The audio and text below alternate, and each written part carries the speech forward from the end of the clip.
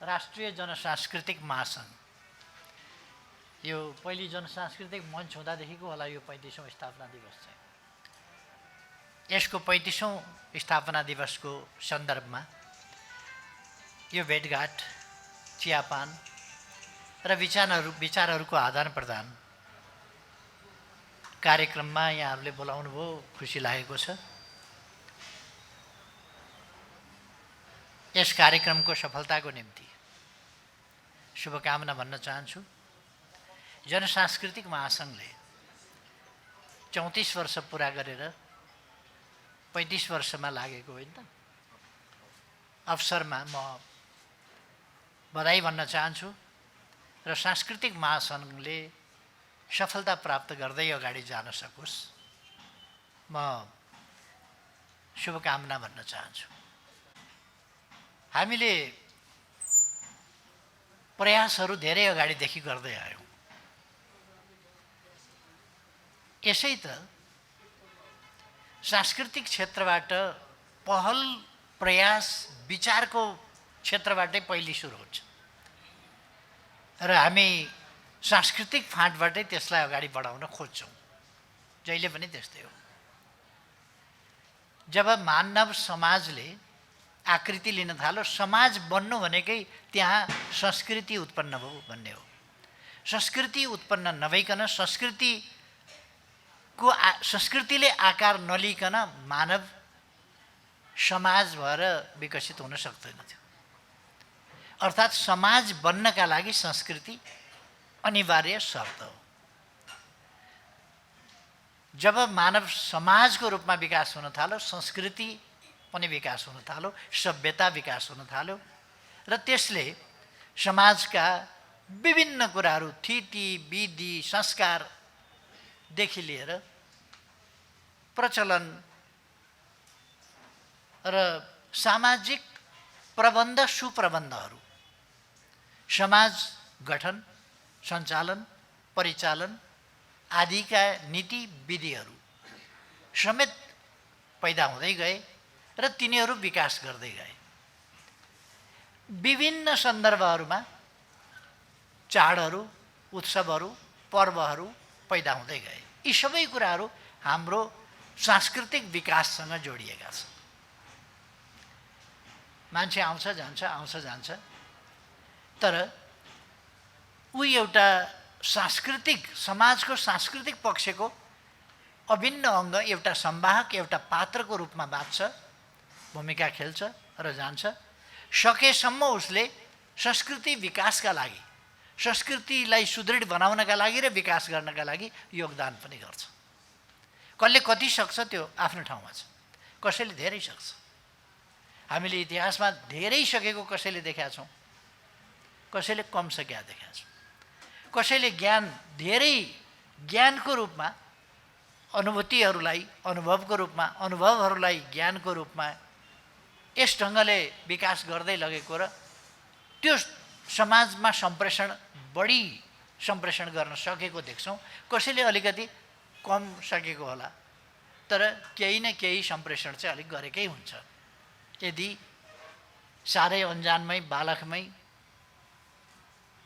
उसको जीवन अन्त्य भएन भने उसले केही न केही त समाजका लागि सांस्कृतिक पक्षमा पनि उसले गरेकै हुन्छ योगदान। आज मलाई खुसी लागेको छ, गर्व लागेको छ, सांस्कृतिक क्षेत्रमा ठुलो योगदान गरेका साथीहरू, थुप्रै साथीहरू आजको समयमा, आजको युगमा, आज निर्माण गर्न, आज जेलाई भन्छौँ हामी, त्यो आज निर्माण गर्न र आजबाट अगाडि बढ्न थुप्रै योगदान गर्नुभएका विद्वान मित्रहरू यहाँ हुनुहुन्छ। म सम्झिन्छु विद्वता थुप्रैमा हुनसक्छ, तर त्यो विद्वतालाई कति प्रभावकारी ढङ्गले प्रयोग गरियो त समाजका लागि, त्यो एउटा महत्त्वपूर्ण कुरा हो। विद्वता थुप्रोमा हुनसक्छ, तर विद्वता ज्ञान त किताबमा पनि लेखिया हुन्छ नि, तर किताबले आफैले केही पनि गर्दैन। त्यो किताबबाट लिएर केही गर्न सक्यो भने हो। त्यो किताब बनाउनेले किताब त लेख्यो, त्यो आफैमा एउटा सम्प्रेषणको माध्यम भयो। त्यो किताब सँगसँगै अरू कति गर्यो? हाम्रो अगाडि मोहननाथ प्रसिद्धजी हुनुहुन्छ। म देख्छु उहाँ थुप्रै कुराको थुप्रै विधाको विद्वान हुनुहुन्छ, तर उहाँले लेखेका 3टा किताब सायद नेपाली समाजलाई अगाडि बढाउने सन्दर्भमा असाधारण योगदान गरेका छन्। एउटा समाज विकासको सन्दर्भमा होला, हामीले डार्विन पढ्यौँ होला, मोर्गन पढ्यौँ होला, अर्को पढ्यौँ होला, अर्को पढ्यौँ होला, मार्क्सवाद पढ्यौँ होला, थुप्रै पढ्यौँ होला, तर ती सबैलाई एक ठाउँ ल्याएर मोनेरादेखि मानवसम्म भन्ने उहाँले एउटा सामाजिक विकास क्रमको कुरा ल्याउनु भयो। सजिलोसँगले नेपाली भाषामा नेपाली हरेकले बुझ्ने गरी त्यस पुस्तकले समाज विकास कसरी भएको रहेछ, यो भगवानको चमत्कार हो कि भगवानको सृष्टि हो कि यो विकास कसरी हुँदै आएको रहेछ भन्ने कुराको एउटा स्थापित विकासवादी सिद्धान्तको मान्यता, त्यो मान्यता अनुरूप उहाँले त्यो पुस्तक लेख्नुभयो। त्यसले नेपाली समाजलाई धेरै परिवर्तन गर्यो। नारी बन्धन र मुक्ति अर्को लेख्नुभयो। महिला जागरणको सन्दर्भमा समकालीन युगमा एउटा पुस्तिका छ, त्यो सानो, तर त्यसको आलोचना पनि गर्न सकिन्छ, कतिपय पक्षहरूमा आलोचना पनि गर्न सकिन्छ, आलोचना गर्नु त छुट छँदैछ। तर मुख्य कुरा त्यसले के गर्यो त भन्दाखेरि एउटा समाजको दुईटै लैङ्गिक समुदाय पुरुष महिला सबैलाई, पुरुषहरूको मथिङ्गललाई पनि त्यसले धेरै झट्का दियो। महिलाहरूको जागरण ल्याउन, विद्रोही भावना ल्याउन र समानताको मागमा अगाडि बढ्न धेरै ठुलो मद्दत पनि गर्यो। त्यसै गरेर देवासुर सङ्ग्राम, त्यसले पनि नेपाली समाज परिवर्तनमा, यो 3टा ग्रन्थले जति सायद मोहननाथ प्रसिद्धका, हुन त उहाँले मदन पुरस्कार पाएको चाहिँ मानव महाकाव्यबाट हो, तर मानव महाकाव्यले यी 3टा पुरस्कृत नभएका पुस्तक बराबरको छेउ पनि गर्यो भन्ने मलाई लाग्दैन। तर यी 3टा पुस्तकहरूले चाहिँ असाधारणै नेपाली समाजमा मन नपर्नेका लागि भन्ने हो भने हुँडालो नै मचाए, मन पर्नेका लागि भन्ने हो भने एउटा नयाँ तरङ्ग, चेतनाको तरङ्ग ल्याए। र थुप्रै मानिसहरूलाई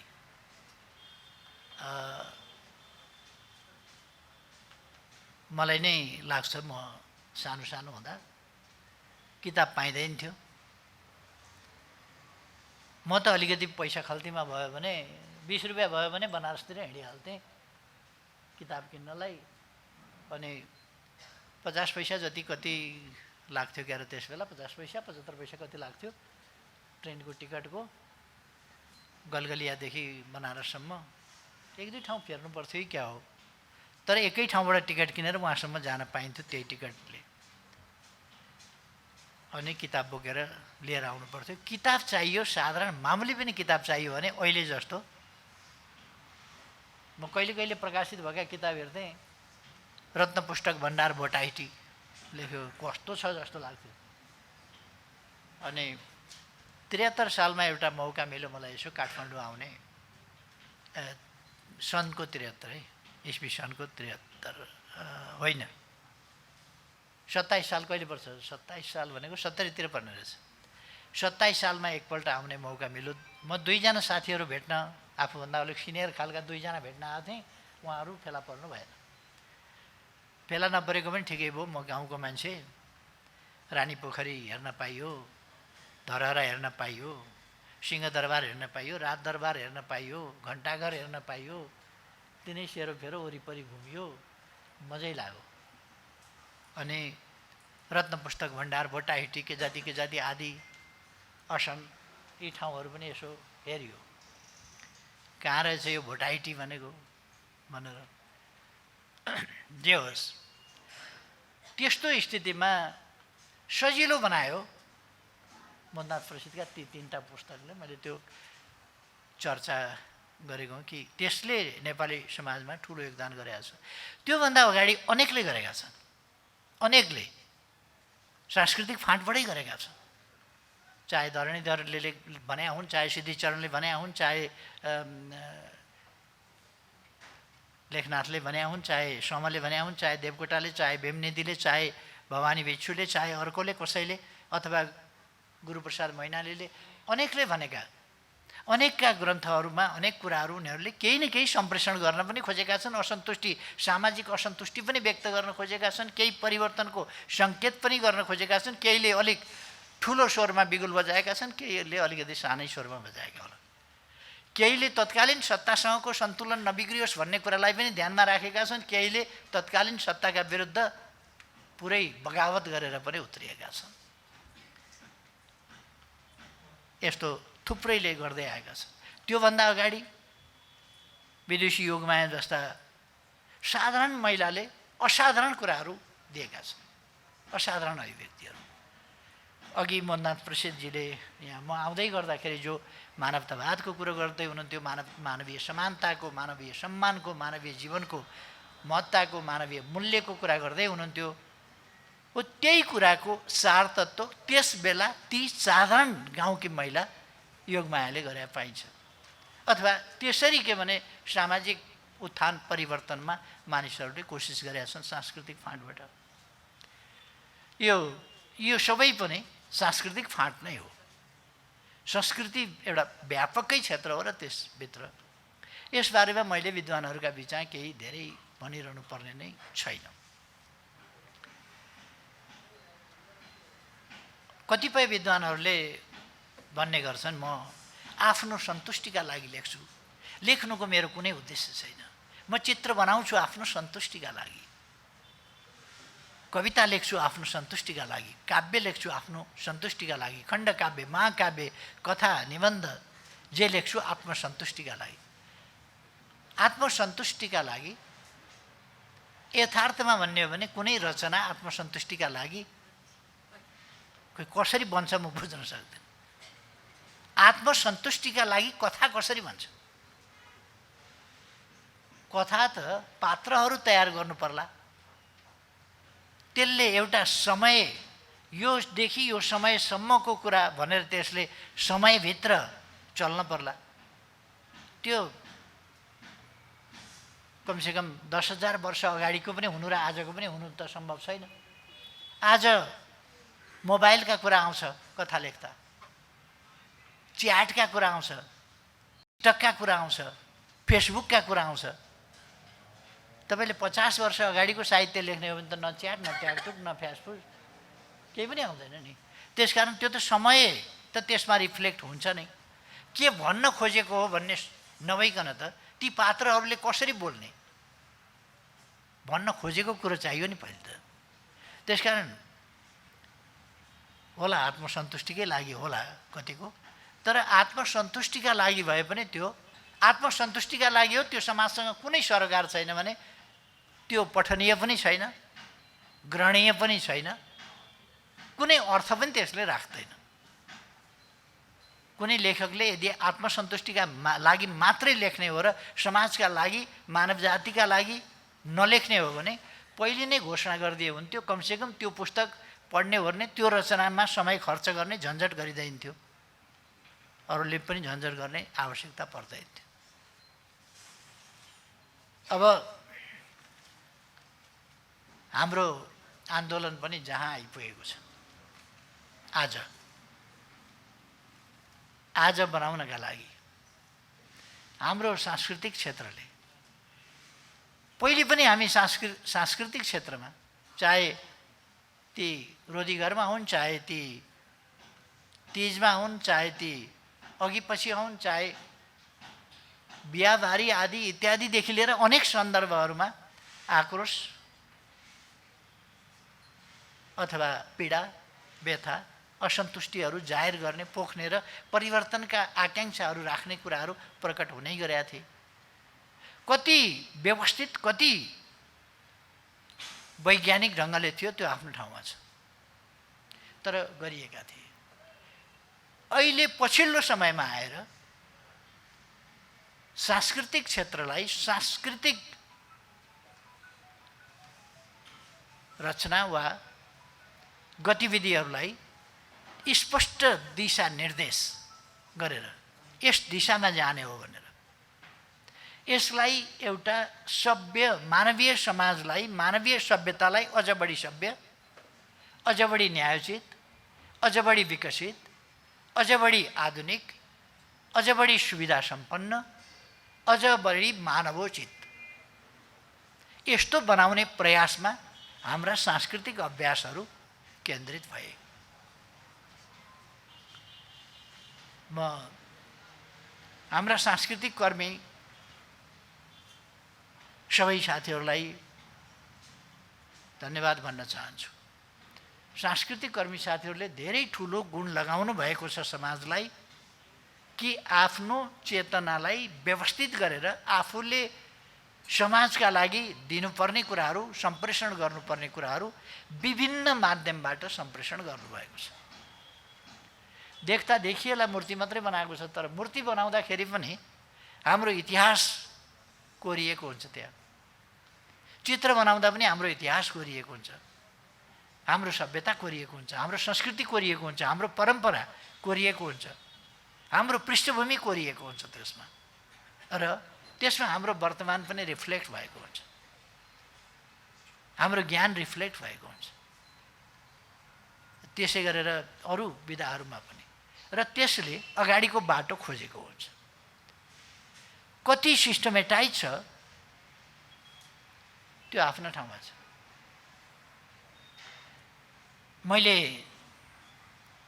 देशलाई जगाउनका लागि धेरै ठाउँमा बोलेको छु, कोसिस गरेको छु, अनेक गरेको छु, तर एउटा गीत फुत्ता आउँछ अनि साई पनि एमाले मै पनि एमाले भन्छ। मैले 100 ठाउँमा गएर गरेको भाषणभन्दा 2टा लाइन बढी प्रभावकारी हुन्छ।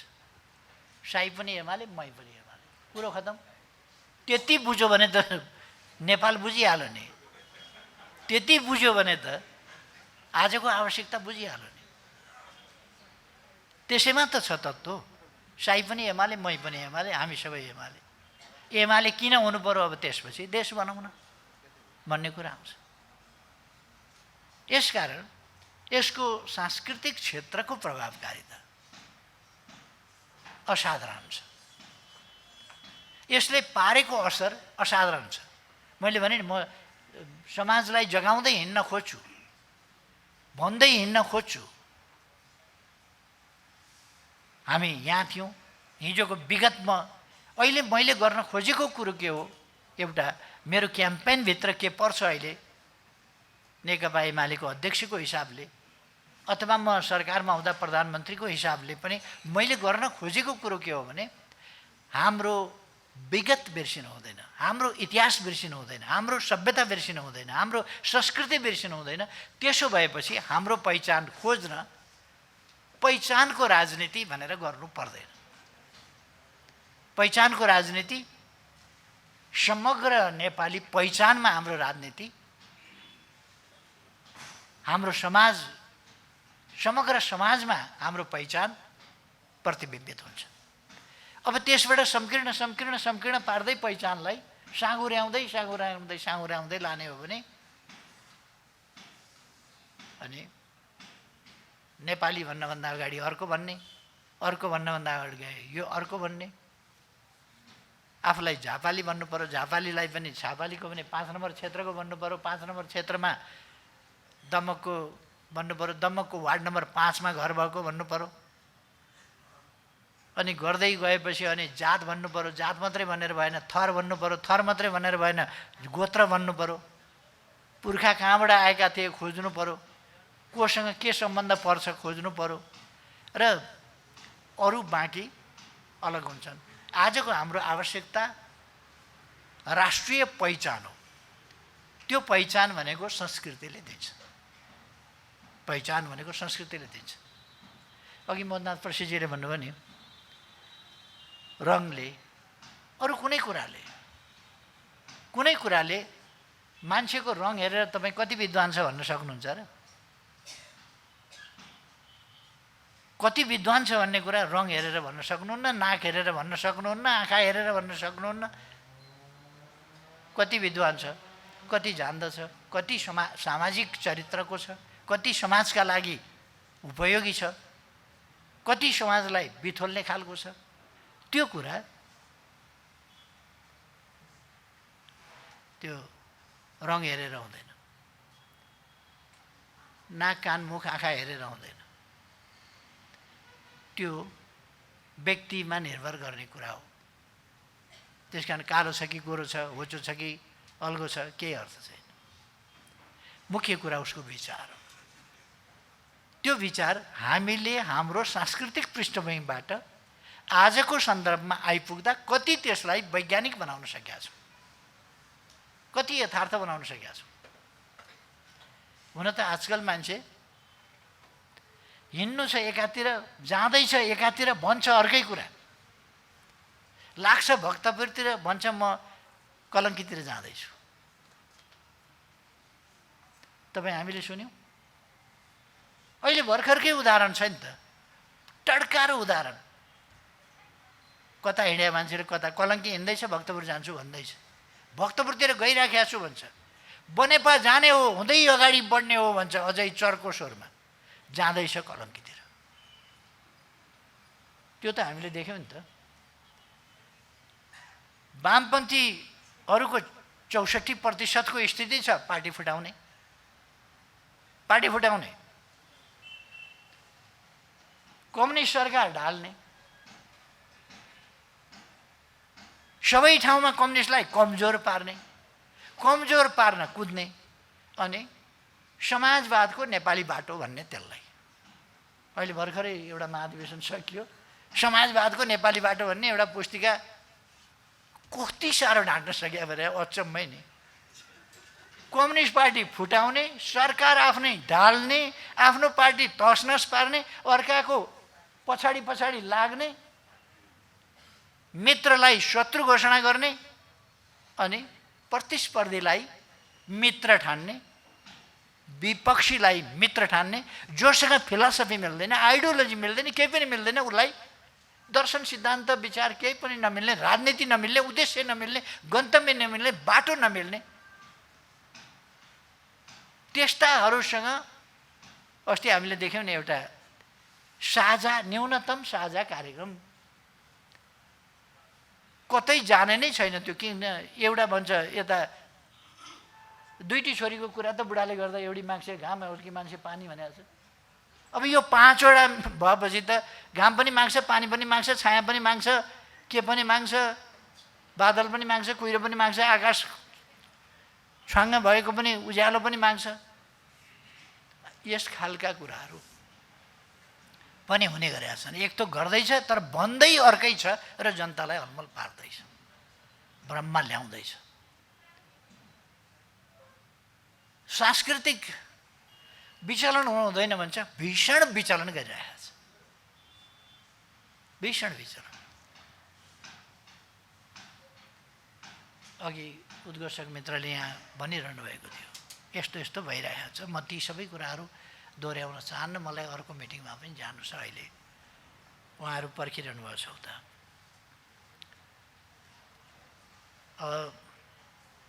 तपाईँहरूले यो विगतमा जुन योगदान पुर्याउनु भएको छ त्यसको म संक्षिप्तमा म प्रशंसा गर्न चाहन्छु। र अर्को के भने साहित्यकर्मीहरू, संस्कृतिकर्मीहरू, कलाकर्मीहरू, कलाका विभिन्न विधा, नाट्य होस्, अर्को होस्, अर्को होस्, यी विभिन्न विधाहरू, यी सबै क्षेत्रहरूलाई हामीले समुचित ढङ्गले अलिअलि सङ्गठित गरेका छौँ। तर जसरी यो गतिशील हुनुपर्ने, योजनाबद्ध ढङ्गले गतिशील हुनुपर्ने, त्यति भएको छैन। त्यसरी गतिशील नभई, योजनाबद्ध ढङ्गले सङ्गठित रूपमा गतिशील नभइकन वाञ्छित परिणाम चाहिँ हासिल हुन सक्दैन।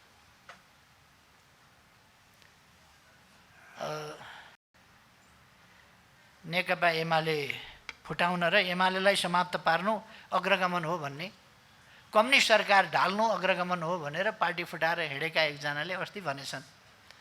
मैले राम जन्मभूमि यहाँ नेपालमै पर्छ है, पुरानो ठोरी, अहिले अलिकति ठोली अलिकति उ पर्ला। मैले गरिरहेको कुरा त 4000 वर्ष अगाडिको हो।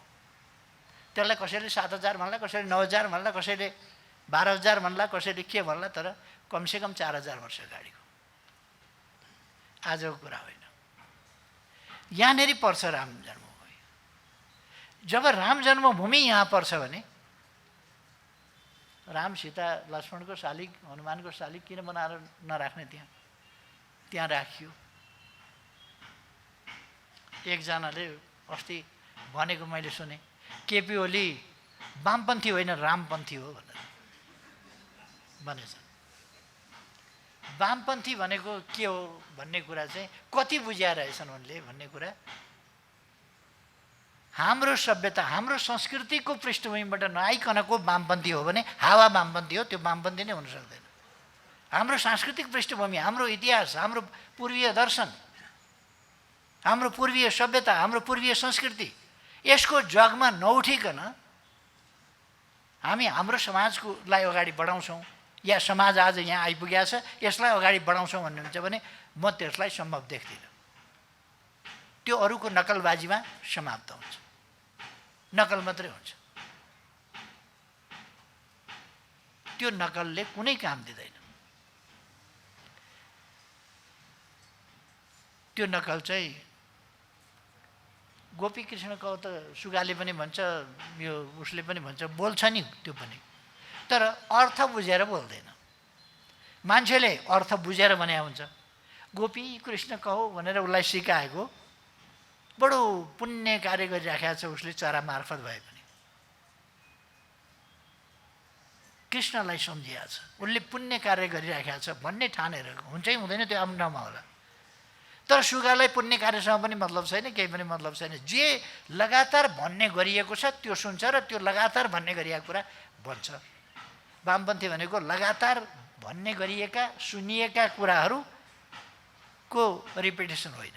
मार्क्सवाद भनेको भन्ने गरिएका र सुन्ने गरिएका कुराहरूको पुनरुक्ति होइन, फेरि वाचन होइन।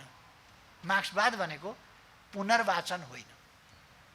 मार्क्सवाद भनेको सामाजिक परिवर्तन सम्बन्धी, मार्क्सवाद भनेको सामाजिक परिवर्तन सम्बन्धी मात्रै होइन, यो त समग्र सृष्टि सम्बन्धी, समग्र ब्रह्माण्ड सम्बन्धी नै यसको आफ्नो वैज्ञानिक दृष्टिकोण रहेको छ, जसलाई हामी द्वन्द्वात्मक भौतिकवादी दर्शन भन्छौँ।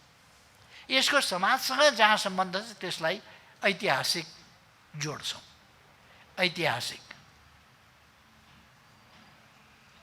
द्वन्द्वात्मक र ऐतिहासिक भौतिकवाद र त्यस्तो दर्शन, यो समाजसँग सम्बन्धित ऐतिहासिकतासँग सम्बन्धित छ। ऐतिहासिकतासँग सम्बन्धित छ भने इतिहास चाहिँ छोडिदिएर अनि मानव समाज, त्यो त मार्क्सले दर्शनमै द्वन्द्वात्मक र ऐतिहासिक भौतिकवाद, त्यहाँ ऐतिहासिकता छ जसले मात्रै समाजसँग सरोकार राख्छ र जोड्छ, नत्र सामाजिक चाहिँ कुरा त्यसबाट फेरि छुट्न सक्छ। त्यसकारण मार्क्सवादी दर्शनलाई अथवा द्वन्द्वात्मक भौतिकवादलाई समाज परिवर्तनसँग मिलाउनु छ भने त्यहाँ ऐतिहासिकताको कुरा आउँछ, इतिहासको कुरा आउँछ, विकास क्रमको कुरा आउँछ। विकास क्रम कति उपयुक्त कति अनुपयुक्त कसरी भएर आयो, यसलाई अब कसरी उपयुक्त ढङ्गले अगाडि बढाउन सकिन्छ, त्यो कुरा आउँछ। त्यही बुझिएन भने अरूले दुनियाँले भगवान् भने त्यो हो होइन, त्यो जान्नेहरू जानुन्, भन्नेहरू भनुन्, मान्नेहरू भनुन्। दुनियाँले मानिराखेको छ भगवान्, अर्को देशले उसकोमा जन्मिएको होइन तर पनि गर्व गरिराखेको छ, त्यो इतिहास बजाइराखेको छ, आफ्नो ऐतिहासिकता पुष्टि गर्न खोजेको छ, आफ्नो पौराणिकता पुष्टि गर्न खोजेको छ भने हामीले सही कुरा राखेर हाम्रो ऐतिहासिकता हाम्रो पौराणिकता किन नखोज्ने, किन नभन्ने? त्यो कुरालाई रामपन्थ, वामपन्थ होइन रामपन्थ भनेर माया लाग्यो कठैभरि, वामपन्थी भएर हिँडेको छ,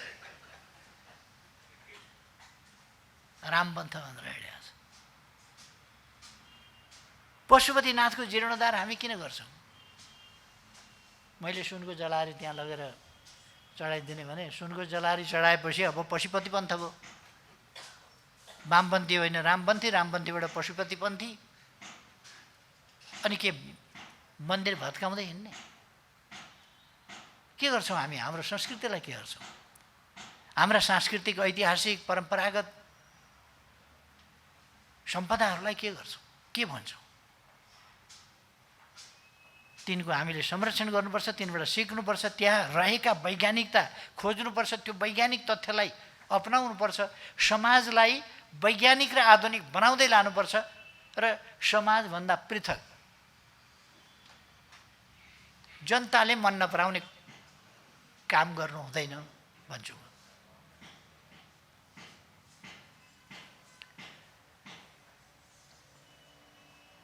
अब विशुद्ध एकाडेमिक व्यक्तिहरू र हामीहरू पोलिटिसियनमा अलिकति फरक के पर्छ भने एकाडेमिक व्यक्तिले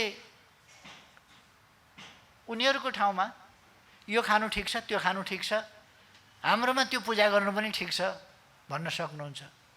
हामी पोलिटिक्स गर्ने मान्छेले कहाँ के खानु ठिक छ ठिक छैन भनेर चर्चा अनावश्यक किन गर्छौँ र? गर्दैनौँ। हुन्छ कि हुँदैन त्यो एकाडेमिक मान्छेहरूले भन्नुहोस्। हामी चाहिँ के भन्छौँ भने यहाँ के हुन्छ, यहाँको जनताले के मन पराउँछ, जनताले के भन्छ, त्यो जनताको भावनामा ठेस पार्ने कुरो हामी गर्दैनौँ, काम हामी गर्दैनौँ। हामी किनभने कहिले कहिले शाश्वत होइन हामी भन्ने कुरा चाहिँ नि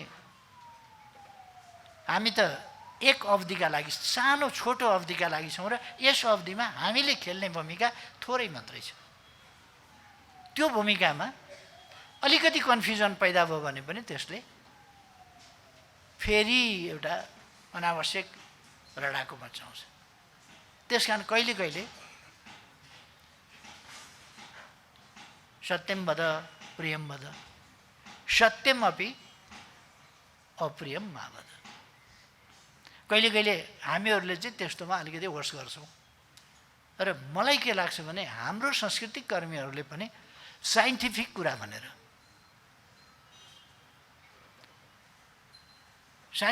भनेर कोही कुरा छर्लङ्ग साइन्टिफिक मात्रै गर्दाखेरि कहिले कहिले त्यो उपयुक्त नहुन पनि सक्छ। त्यसकारण हामीले समाज धेरै पछाडि छ भने आफू मात्रै अगाडि कुदेर समाज परिवर्तन हुँदैन, समाजलाई सँगसँगै लिएर हिँड्नुपर्छ। इन्जिन धेरै अगाडि पुगिसक्यो, डिब्बा यहीँ छोडिदियो भने डिब्बा त जहाँको त्यहीँ रहन्छ। त्यस कारण हाम्रो काम चाहिँ डिब्बासँग जोडिएर डिब्बालाई तानेर नै सँगसँगै लिएर हिँड्ने हो। कहिले कहिले इन्जिनको गति जे थियो त्यो गतिमा डिब्बाको कारणले इन्जिन कुदेन भन्ने देखिन्छ, कुद्नै हुँदैन। इन्जिनको पावर धेरै हुनसक्छ, रित्तै पायो भने धेरै तीव्र गतिमा कुद्न सक्छ। डिब्बा समेत बोकेर कुद्दाखेरि धीमा गति उसको हुनसक्छ, ढिलो हुनसक्छ। तर डिब्बा नबोकिकन इन्जिन कुद्यो भने किन कुद्ने? त्यो इन्जिन कुद्ने किन? त्यसको प्रयोजन के? त्यसको उपलब्धि के? त्यसको फाइदा के? त्यसकारण मैले समाजलाई साथै लिएर हिँड्दिनँ भने मेरा प्रयासहरूको अर्थ के? त्यसो गरेर यो समाजबाट अलग थलग भएको पृथक भएको चेतना र अभ्यास हुन्छ। र त्यो अलग थलग भएको अभ्यासले समाजलाई परिवर्तन गर्न सक्दैन। समाजसँग एट्याच नै हुँदैन, उसको सम्पर्कै हुँदैन, सम्बन्धै हुँदैन। त्यसकारण उसले सँगसँगै नै लिएर हिँड्नुपर्छ। हाम्रो सांस्कृतिक क्षेत्रले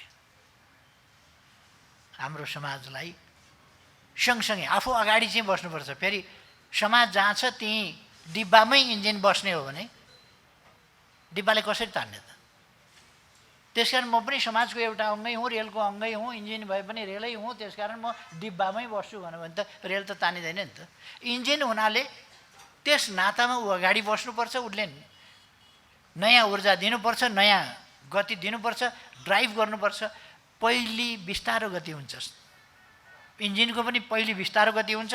हाम्रो समाज ड्राइभ गराइमा पनि पहिले स्टार्टिङमा बिस्तारो बिस्तारो हुन्छ। 6 सालमा आजको पार्टी बनाउन सकिन्थ्यो र? पुष्पलालको कमजोरी हो र आजको पार्टी 6 सालमै बनाउन नसक्नु? होइन।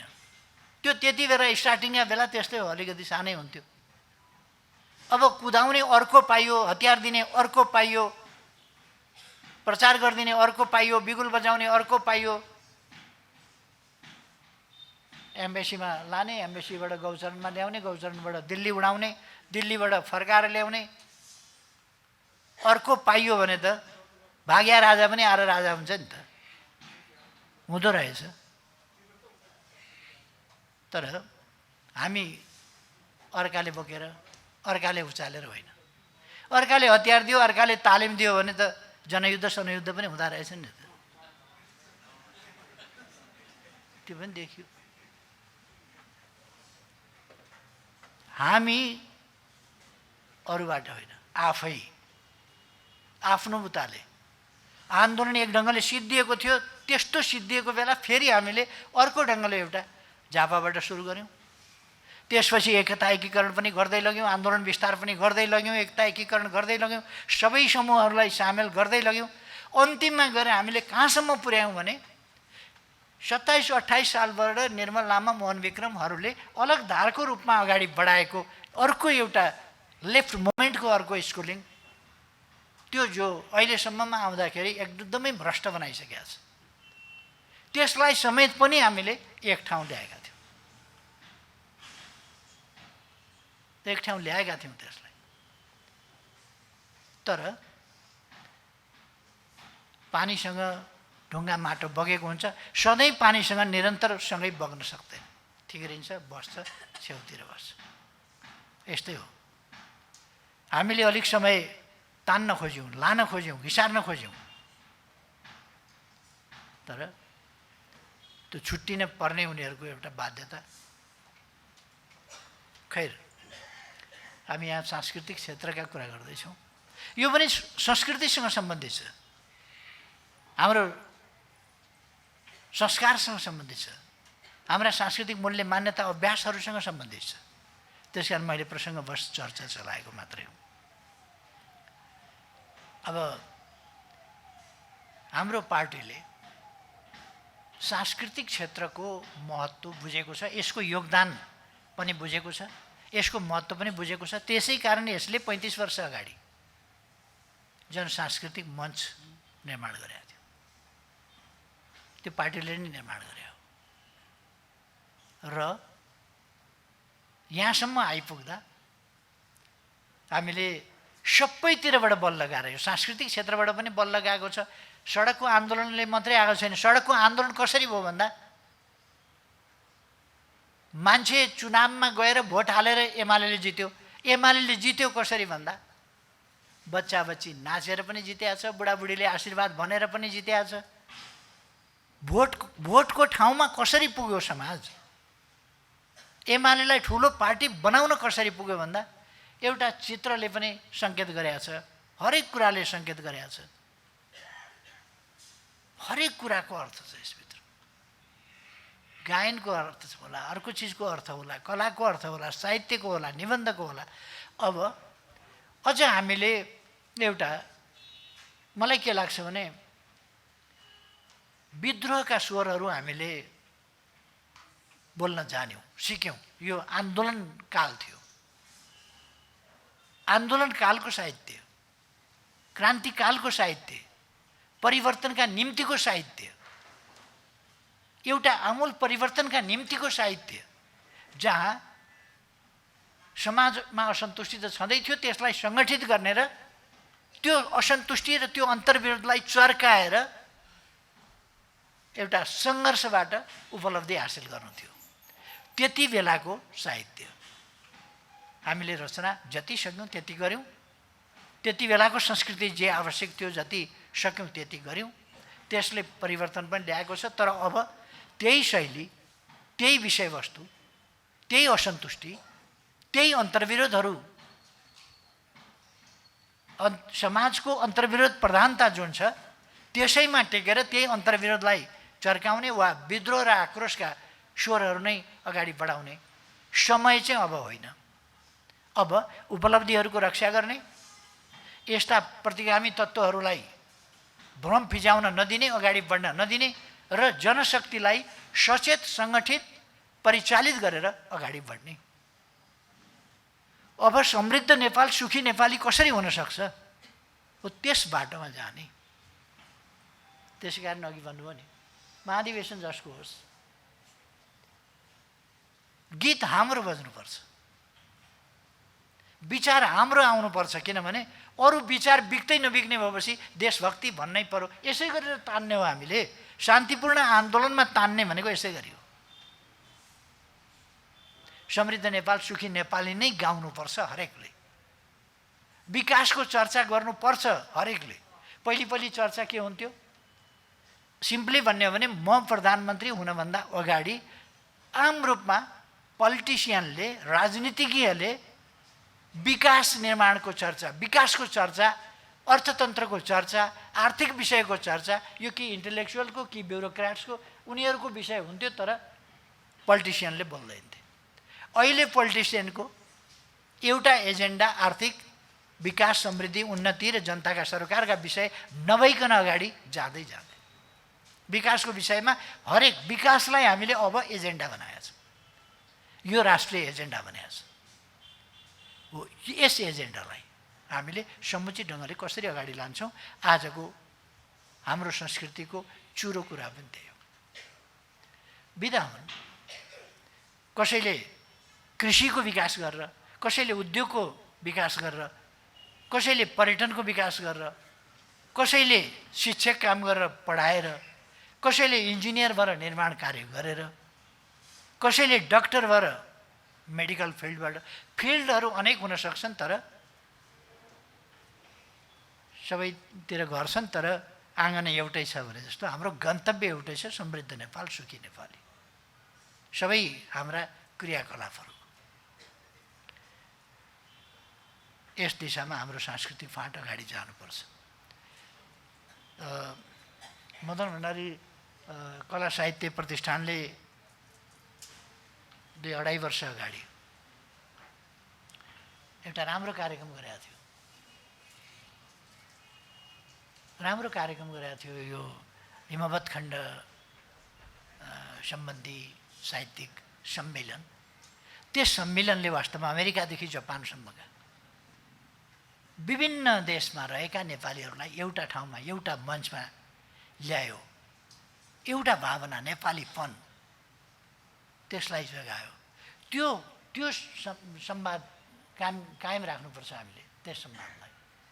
र हाम्रा विभिन्न विधाहरूलाई फेरि एक ठाउँ ल्याउने र हरेक विधालाई आफ्नो आफ्नो ढङ्गले अगाडि बढाउने, ती काम गर्नुपर्छ। फेरि पनि हामीले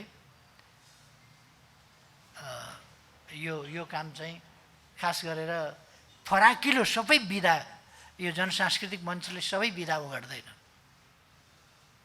यसको विधाको अलिकति सीमितता छ, तर सबै विधा उगटेको कला, साहित्य, संस्कृति, यो कला साहित्य सम्बन्धी, कला पनि साहित्य पनि सम्बन्धी संस्था, त्यसले पनि यो कुरालाई निरन्तरता दिए राम्रै हुन्छ।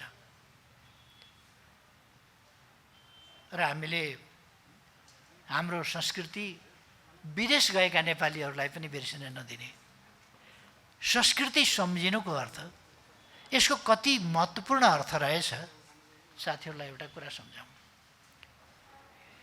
कति महत्त्वपूर्ण अर्थ रहेछ यसको भन्ने कुरा। 76 कि 75 मा हो, हामीले भानु जयन्ती मनाउँदा मैले राम जन्मभूमिको कुरा गरेको थिएँ। असार 29 गते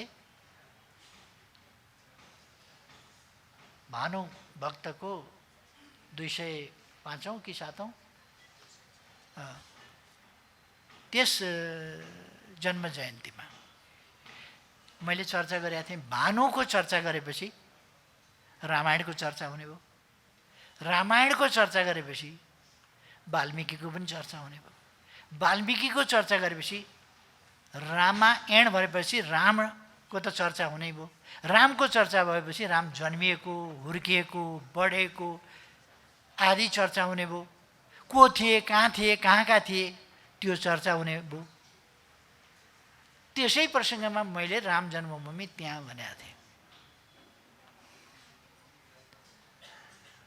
र सायद यो पोहोरको सालै हो क्या हो, अघिल्लो एक वर्ष त भयो, 2 वर्ष हो। अच्छा, तर यसपल्ट म प्रधानमन्त्रीबाट हटेको पनि असार 29 गते नै सर्वोच्च अदालतले के भन्यो भने 29 गते नै शेरबहादुर देउवालाई प्रधानमन्त्री नियुक्त गरेर उसै दिन शपथ ग्रहण गराउनु भन्ने परमादेश गर्यो। त्यो असार 29 कटाउन नदिने 28 गते फैसला गरेर 29 गतेकै दिन चाहिँ केपी ओली हट्नुपर्छ, हट्नै पर्छ, किनभने अर्को दिन शपथ ग्रहण गराउँदा शपथ ग्रहण नगराइकन हटेको मानिँदैन। त्यसकारण असार 29 मई तरबार त्यसै दिन चलाउनुपर्छ भन्ने यो संयोग यत्तिकै हुँदै गएर भएको होइन, यो एकदमै क्यालकुलेटिभ ढङ्गले नै गरे। यो महत्त्वपूर्ण नै रहेछ, यो कुरो निकै महत्त्वपूर्ण रहेछ। त्यसै कारण सम्मानित सर्वोच्च अदालत बाटोबाट कान्लातिर हाम फाल्नु पर्यो। संवैधानिक बाटोबाट कान्लातिर फाल हानेर प्रधानमन्त्री नियुक्त गर्ने संसदलाई थाहै छैन, प्रधानमन्त्री हेरफेर गर्ने संसदलाई थाहै छैन, प्रधानमन्त्री नियुक्त भयो शपथ ग्रहण गरिसक्यो संसदलाई थाहै छैन, परमादेश भयो। चुनाव किन चाहियो अब, संसद किन चाहियो अब, यति ठुलो किन गर्नु पर्यो होला? हामीले गरेका विकास निर्माण, हामीले जगाएको देशभक्ति, हामीले जगाएको राष्ट्रवाद, हामीले जगाएको राष्ट्रिय अडान, राष्ट्रिय स्वाभिमान, राष्ट्रिय गौरव, जसले देश विकास गर्नुपर्छ भन्ने हामीलाई प्रेरणा दिन्छ। किन अहिले 6 महिनामा ब्याङ्कमा पैसा छैन, ऋण काट्न गयो भनेदेखि पैसा पाउँदैन, जेसुकै धरौटी सरौटी जेसुकै राखोस् पाउँदैन, किनभने ब्याङ्कमा पैसै छैन। यत्रो बिग्ने आयोजना किन काट्नु पर्यो? बजेट छुट्याएको छ, सबै निर्दिष्ट बजेट छ, तर पनि चल्न नसक्ने, गर्न नसकिने, खर्च गर्न नसकिने भनेर किन काट्नु पर्यो? मान्छेहरूले कहिले कहिले अलक्षिन पस्यो भन्छन् नि, त्यो अलक्षिन पसेर यस्तो हो। 5वटा अलक्षिन एकैचोटि पसेपछि अनि ढिकुटीको हालत के भयो होला?